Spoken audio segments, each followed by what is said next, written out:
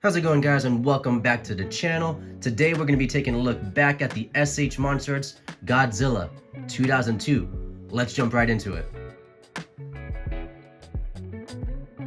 Alright, and here we have our 2002 version of Godzilla. This is the Godzilla version that you would see in the Courier movies, which include Godzilla vs. Mechagodzilla, as well as Godzilla Tokyo SOS. And he's a pretty good looking Goji. I really do like this design on him. This was the very first Godzilla Monsterarts figure that I picked up.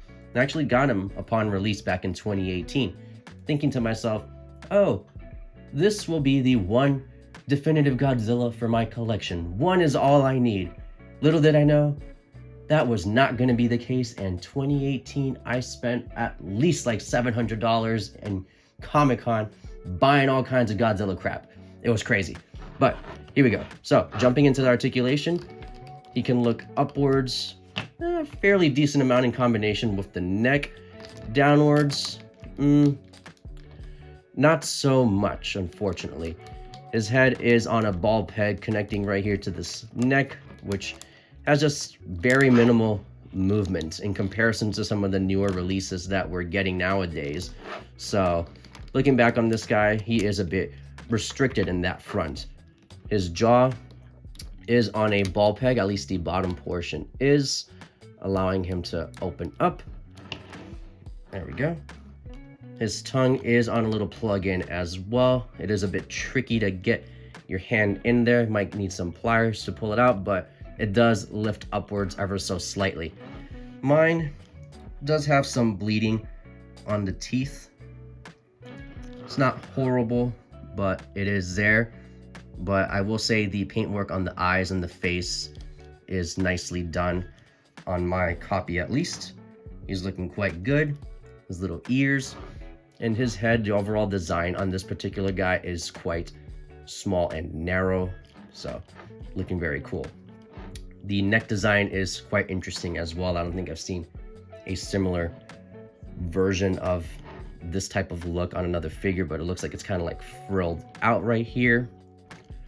Arms, he's going to have them on a little ball peg right here at the shoulder portion, so to speak. He will have a bicep swivel, double jointed elbows, and his little hands are on ball pegs. He will have a ball peg on the upper portion of the chest, as well as one connecting down here at the waist, allowing for him to move around freely. I am going to be a bit careful. This was the, again, very first release back in 2018, so mine does tend to pop out a bit when moving him around, but the range of motion is all there. Legs, forward and backward with those chunky legs. Rotation as well. Have some movement at the knees. And then pretty nice ankle rocker right here. Cool detailing on the claws as well. Bottom of the feet. This Godzilla has very nicely done plates, very jagged throughout, varying in sizes, but it is pretty uniform. You got the bigger ones in the middle, smaller ones on the side, going all the way down to this tail. This tail, pretty good. Got some nice S shapes out of it, as you can see. Pretty segmented as well through and through. It does fall short right about here. This final piece is one solid section, which is okay. Again, you can get very nice S shapes whipping around, swatting at the buildings, at enemies, and what have you. It's solid. He is a good figure.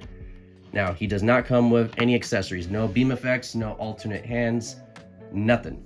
So with that, let's go ahead and do a quick comparison with some other Gojis. Here we have the Birth Godzilla. This is the Heisei era of Goji.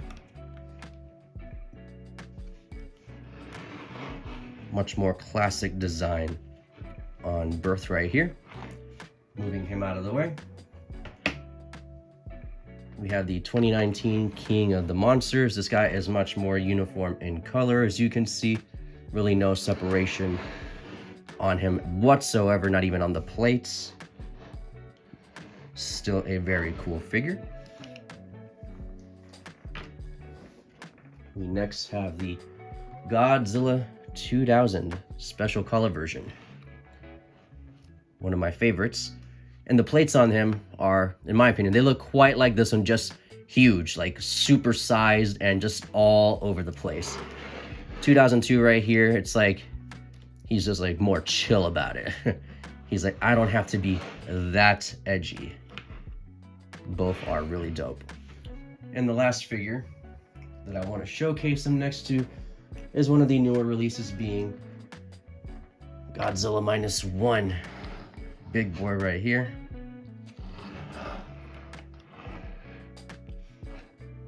There we go.